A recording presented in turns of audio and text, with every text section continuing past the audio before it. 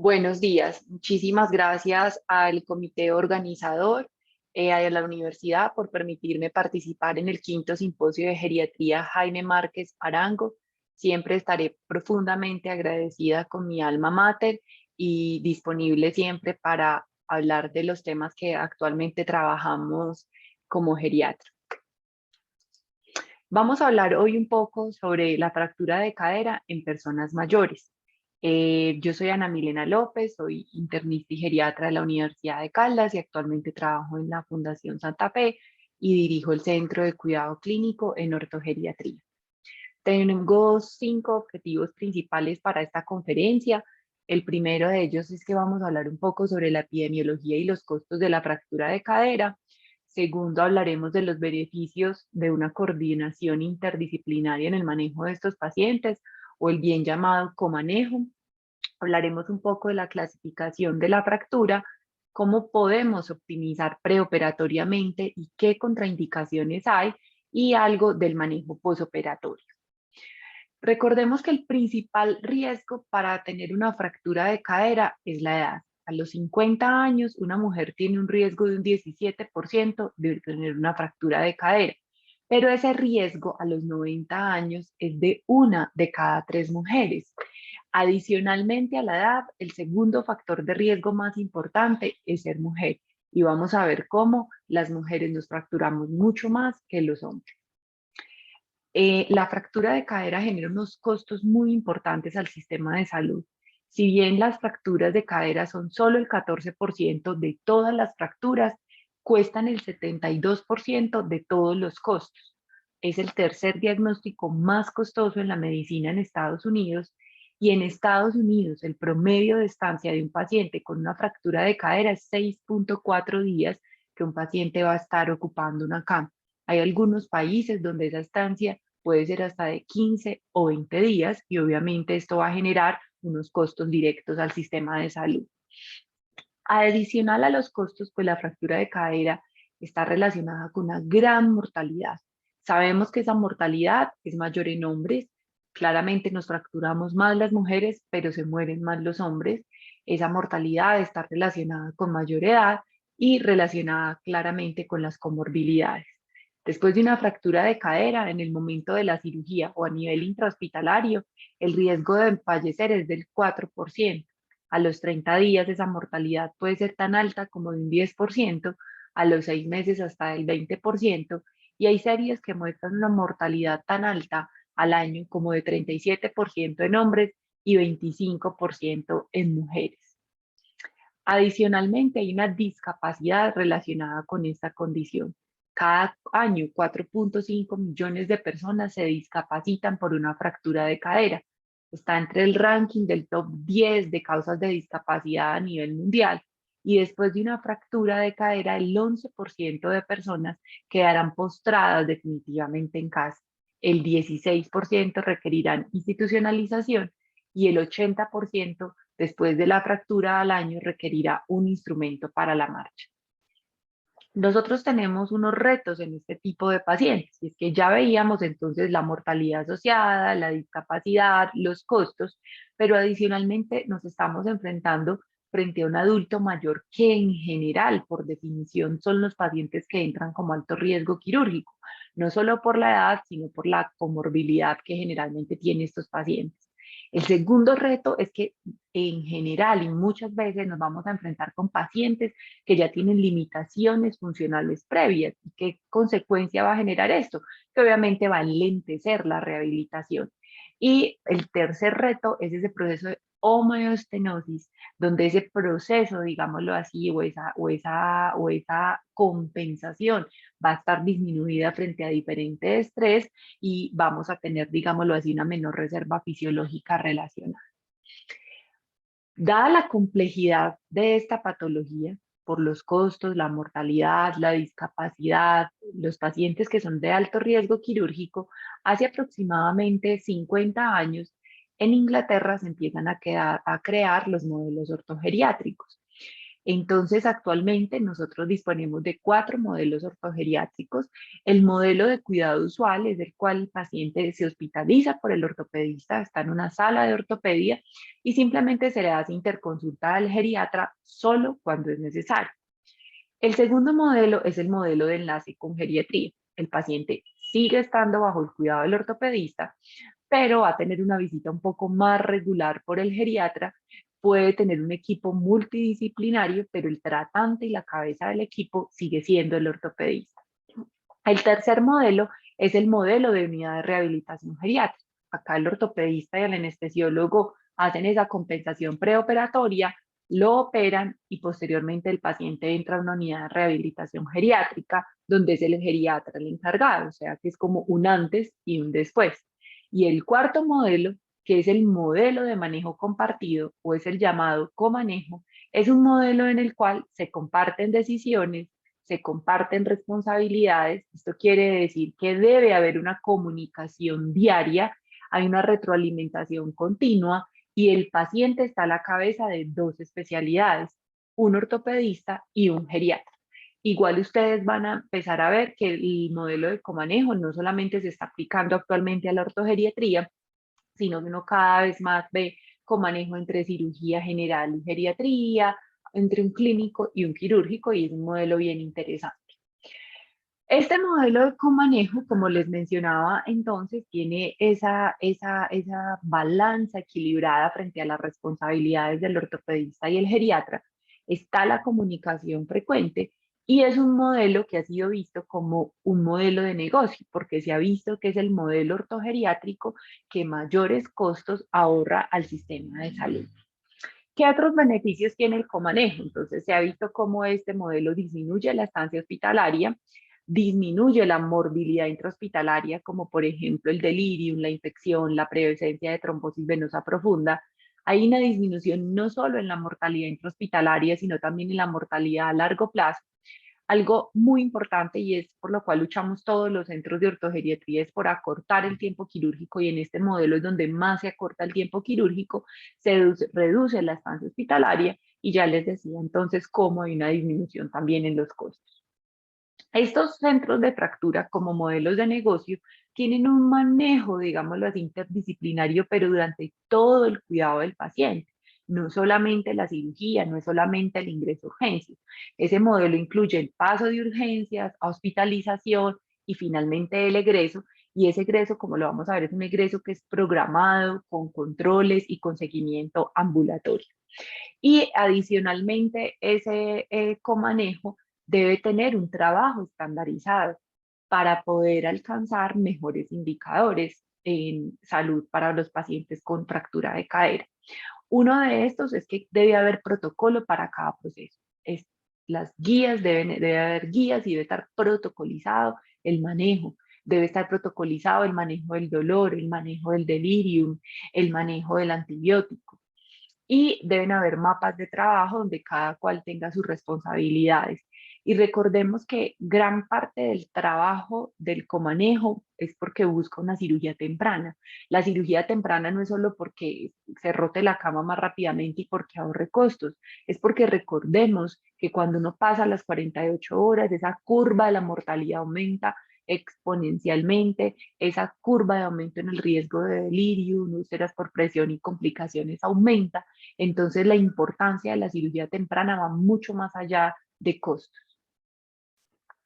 Y los centros ortogeriátricos generalmente se les mide su éxito o se les mide su desarrollo basado en diferentes indicadores. Obviamente, inicialmente lo que hay que hacer es tener una base de datos para empezar a escribir cada uno de estos, pero es importante la estancia hospitalaria, la mortalidad intrahospitalaria, cuál es el costo del cuidado de la fractura de cadera en cada uno de los hospitales, el reingreso a los 30 días, reingreso relacionado con cualquier causa o por la fractura, y un indicador que al comienzo no se hacía tanto énfasis y yo creo que no había tanta sensibilización y que probablemente ahora sí la hay, es el manejo de osteoporosis al alta. Recordemos que estos pacientes por definición tienen osteoporosis porque los pacientes que entran con fractura de cadera a los centros ortogeriátricos son fracturas por fragilidad.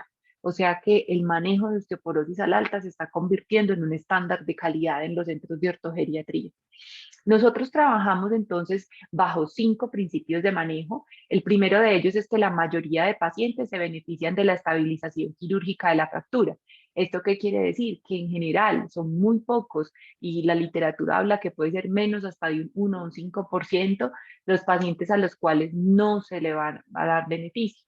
No tiene nada que ver que el paciente de pronto tenga una enfermedad como una demencia avanzada o que el paciente tenga a veces un cáncer, porque si el paciente muchas veces su expectativa de vida, usted cree que va a ser de meses a años, solamente la cirugía le va a causar un control de síntomas, un manejo del dolor y una calidad de vida. Hay algunas revisiones o algunos autores que dicen el único que no se beneficia de una cirugía de cadera es aquel paciente que está moribundo o agonizando. En general, la mayoría se beneficia.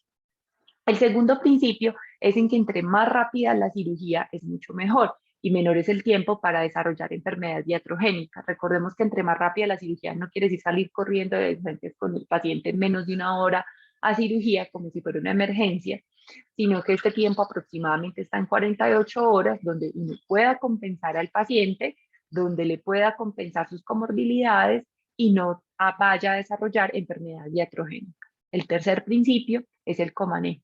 Ya veíamos entonces en qué consiste y es este modelo de ortogeriatría el que evita complicaciones médicas y funcionales.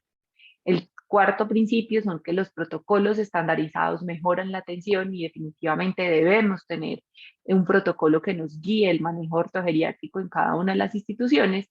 Y el quinto principio, les decía entonces, el plan de alta comienza desde el ingreso. No es solamente el manejo de osteoporosis, sino intervención de caídas, la alimentación, la intervención de la sarcopenia y todas esas condiciones geriátricas que son de tanta relevancia en estos pacientes. Las fracturas de cadera se clasifican, recordemos, en fracturas intracapsulares y extracapsulares. Las fracturas intracapsulares en general son las de cuello femoral, las cuales van para reemplazo, y las extracapsulares en intertrocantéricas y subtrocantéricas. Ustedes pueden decir, pero ¿cuál es el sentido que un geriatra conozca este tipo de fracturas? Uno, porque cuando el paciente va a un reemplazo, yo espero que sea una cirugía de pronto con un poco más de sangrado y una cirugía un poco más larga, y debo tener eso en cuenta para esa optimización o mitigación de riesgo.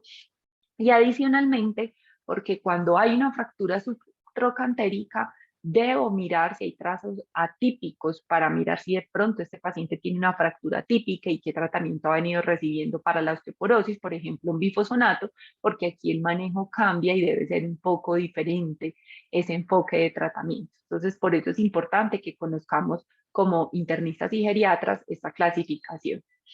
Les decía entonces que uno de los principios de manejo es el tiempo. Ese tiempo actualmente la gran mayoría de guías recomiendan que sea 48 horas. Sin embargo, si uno va a las guías inglesas, uno puede ver que ellos ya están haciendo las recomendaciones en 36 horas y hay algunos metaanálisis que muestran que al parecer el beneficio mayor puede ser en 24 horas. O sea que es muy probable que en 1 o 2 años a nivel internacional el consenso baje ese tiempo por el momento a 36 horas. Cuando nosotros decimos o sabemos que tenemos 48 horas para operar al paciente y nos dicen, usted como internista, como geriatra, tiene que optimizar ese paciente, pues lo primero que yo debo hacer es definir qué tipo de cirugía es esta, si es una cirugía emergente, urgente o tiempo sensible según la clasificación de valoración preoperatoria de la AJA. Recordemos que una emergencia no es una urgencia por definición tiene 24 horas y ya hemos dicho que tenemos hasta 48 y una cirugía a tiempo sensible pues tampoco es porque una tiempo sensible me puede dar hasta semana. Entonces miren que la fractura de cadera no, digamos, no encuadra en ninguna de las definiciones de valoración prequirúrgica de la AJA porque tampoco es una urgencia ni es una cirugía a tiempo sensible. Entonces, vamos a hacer un ejercicio donde miremos si no vemos al paciente como una urgencia quirúrgica. Este es el algoritmo, digámoslo así, de decisiones de cirugía no cardíaca de manera urgente. Entonces la pregunta que yo digo es, ¿esto es una emergencia? ¿sí o no? Ya dijimos que la fractura de cadera no es una emergencia. Entonces, la primera pregunta que yo debo hacer, ¿existe una condición cardíaca activa? ¿Sí o no? Supongamos que no existe una condición cardíaca activa. Entonces, yo debo evaluar el riesgo y debo preguntar, ¿el paciente tiene una cirugía de bajo riesgo? No, porque estas cirugías de cadera no son cirugías de bajo riesgo. Entonces digo, no. Y la paso 4 es, pregúntele al paciente su capacidad funcional si es igual o mayor a 4 MET sin presencia de síntomas. Y todos vamos a decir como, pero es que el paciente solo hace movilidad silla-cama, tiene deterioro cognitivo y como que no se queja de disnea, la limitación en la silla cama es porque tiene una artrosis de rodilla. Y creo que todos vamos a estar de acuerdo que en una gran parte de los pacientes con fractura de cadera no podemos responder esto de los 4 METs. Entonces, si yo digo que los 4 METs es sin presencia de síntomas, hacer 4 METs no lo conozco o es desconocido, lo que tengo que entrar a mirar son los factores de riesgo. Y digo, ¿tiene el paciente 3 o más factores de riesgo? Todos vamos a decir que sí. ¿Por qué? Porque todos nuestros pacientes tienen enfermedad coronaria, son hipertensos, son diabéticos. Y entonces si uno dice que tiene 3 o más factores de riesgo y el paciente tiene cirugía de riesgo intermedio, dice, considere un ecoestrés o una medicina nuclear. Entonces, ese es el problema cuando uno se mete en ese algoritmo y no considera que esto sea una urgencia quirúrgica, que termina pidiendo cosas que no van a cambiar la conducta porque usted ese paciente finalmente lo tiene que operar en menos de 48 horas. Por eso, las recomendaciones de los expertos a nivel mundial y los que trabajamos en fractura de cadera, tratamos de hacerle entender, no solo ortopedia, sino anestesia y el resto de las especialidades médicas, es a ver a la fractura de cadera como una urgencia quirúrgica. Y a medida que todos hablemos el mismo idioma, vamos probablemente a optimizar mucho mejor ese paciente perioperatoriamente. Obviamente, como no es una emergencia, habrán indicaciones para suspender el procedimiento o aplazarlo, o sea, contraindicaciones. El paciente que esté inestable hemodinámicamente, el que tenga un infarto agudo de miocardio, el que tenga una falla cardíaca aguda, sintomática, obviamente, enfermedad valvular severa, sintomática, paciente con un broncoespasmo o una falla respiratoria, o con una arritmia cardíaca activa sintomática. El mayor ejemplo es una fibrilación auricular con 180 de frecuencia cardíaca. Yo ese paciente primero tengo que optimizar antes de pasarlo a cirugía. Y hay algunas recomendaciones para optimizar ese manejo perioperatorio, y es que recordemos que cada vez hay más evidencia que muestra que hacer ecocardiograma o pruebas de esfuerzo en pacientes con fractura de cadera no mejorarán los resultados y pueden resultar inapropiadas porque pueden retardar la cirugía. En muchas instituciones pedir un ecocardiograma implica esperar otras 24, 48 horas más mientras que llega el cardiólogo, lee el eco, pegan el reporte. Y en realidad son muy pocos los casos en los cuales un ecocardiograma le va a cambiar a usted la conducta. Y recordemos que ese manejo cardiovascular perioperatorio, concentrémonos y optimicemos, uno, el volumen intravascular, evitemos la hipotensión, controlar el dolor adecuadamente y minimizar la polifarmacia. Eso es lo que mejor podemos hacer nosotros en ese comanejo como clínicos. ¿A quién hay que interconsultar? Eso a veces le preguntan a uno mucho. Y uno con una fractura de cadera lo tiene que ver el neumólogo, el cardiólogo, ¿quién? Pues en realidad usted necesita para operar una fractura de cadera el geriatra, el ortopedista y el anestesiólogo. Necesita un equipo de terapia física que sea el que le haga la rehabilitación temprana, terapia respiratoria que no en todos los protocolos está, pero en general puede ayudar bastante en ese manejo posoperatorio de atelectasias, en sentido respiratorio, desmonte de oxígeno, y una enfermera que sea la educadora a la cabeza del paciente y la familia sobre no solo, digámoslo así, el cuidado de la herida, sino también el manejo de la osteoporosis, la dieta y los cuidados en casa. El resto de interconsultas en ese comanejo se definen. Cuándo debo interconsultar a un cardiólogo, cuándo un neumólogo, porque obviamente vamos a necesitar de este equipo en algunas ocasiones, pero no siempre. Hay de manejo posoperatorio, luego de que el paciente entonces ya es operado. ¿En qué consiste? En promover la movilidad temprana, evitar complicaciones posoperatorias, retornar al mayor nivel de funcionalidad. Entonces, yo pongo ahí, ustedes ven movilización temprana agresiva, y es porque lastimosamente todavía muchos pacientes se fracturan la cadera, se operan y quedan con un temor, primero a caer, y segundo, a quien no pueden apoyar. Y lo que yo he aprendido estos años de trabajo con los ortopedistas es que ellos operan es para que el paciente apoye. Si el paciente no puede apoyar, no tiene ningún sentido operar al paciente. Obviamente no estoy hablando de pacientes en inmovilidad, sino pacientes con marcha funcional previamente. El segundo punto es retirar tempranamente todo lo que ate al paciente a la cama, todos los téteres, retirar sondas vesicales, si ya está tolerando la vía oral, para que líquidos, todo lo que ate el paciente a la cama. Si viene con malnutrición, hay que tratar desde el comienzo esa malnutrición, prevenir úlceras por presión, reducir el riesgo de que se infecte, manejar adecuadamente el dolor y prevenir o evitar o tratar el delirio.